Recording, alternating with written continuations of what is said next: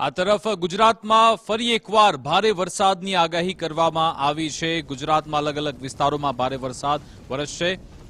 ગુજરાતમાં ફરી ભારે વરસાદની આગાહી 31 જુલાઈએ અત્યંત ભારે વરસાદની આગાહી વ્યક્ત થઈ છે। ભારતીય હવામાન વિભાગ દ્વારા આ આગાહી વ્યક્ત કરવામાં આવી છે અને આઈએમડીનું કહેવું છે કે 2 ઓગસ્ટ સુધી ગુજરાતમાં ભારે વરસાદ પડશે અને આ વખતે કચ્છમાં પણ સારો વરસાદ રહેશે।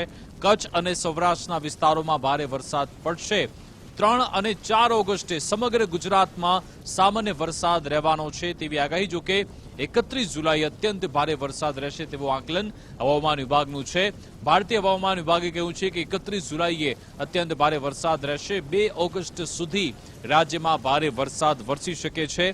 એનો મતલબ 3 થી 4 દિવસ સુધી આવી પરિસ્થિતિ રહી શકે છે। એક સાથે અનેક એવી સિસ્ટમ એક્ટિવ થઈ છે જેના કારણે ગુજરાતમાં ફરી ભારે વરસાદની આગાહી વ્યક્ત થઈ છે।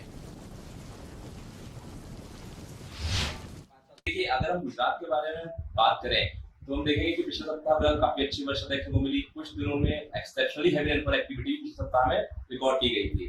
अगर हम आगे आने वाले समय के बारे में बात करें तो हम देखेंगे कि डीप डिप्रेशन जो कि छत्तीसगढ़ के सेंट्रल पार्ट्स में जो है केंद्रित था इस समय वो अपने पश्चिमी दिशा की ओर आगे बढ़ने की संभावना है, जिसके वजह से मध्य भारत में और पश्चिमी भारत में वर्षा गतिविधि बढ़ने की जो है संभावना देखी जा रही है। इसको देखते हुए आज के दिन गुजरात रीजन में आइसोलेटेड पर हैवी रेनफॉल एक्टिविटी हो सकती है।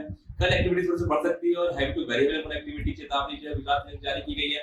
वहीं परसों यानी 31 तारीख को heavy to very rainfall activity के साथ साथ में कुछ स्थानों पर आइसोलेटेड प्लेसेस पर एक्सट्रीमली हैवी रेनफॉल एक्टिविटी यानी अत्यधिक भारी वर्षा चेतावनी भी गुजरात रीजन में जारी की गई है। वहीं सौराष्ट्र कच्छ में heavy to very rainfall activity चेतावनी जारी की गई है।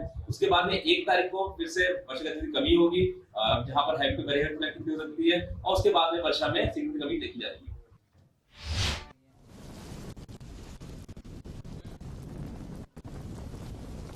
તો 31 જુલાઈએ રાજ્યના વિવિધ જિલ્લાઓમાં ભારે વરસાદની આગાહી થઈ છે, જેમાં અમદાવાદ, આણંદ, વડોદરા, ભરૂચ, નર્મદા, સુરતમાં વરસાદની આગાહી।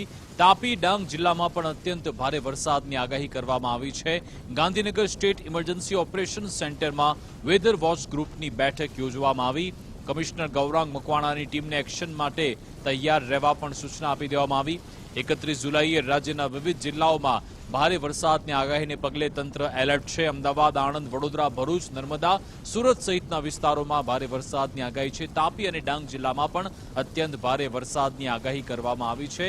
એટલા માટે જ ગાંધીનગરમાં આ મહત્વની બેઠક યોજવામાં આવી હતી।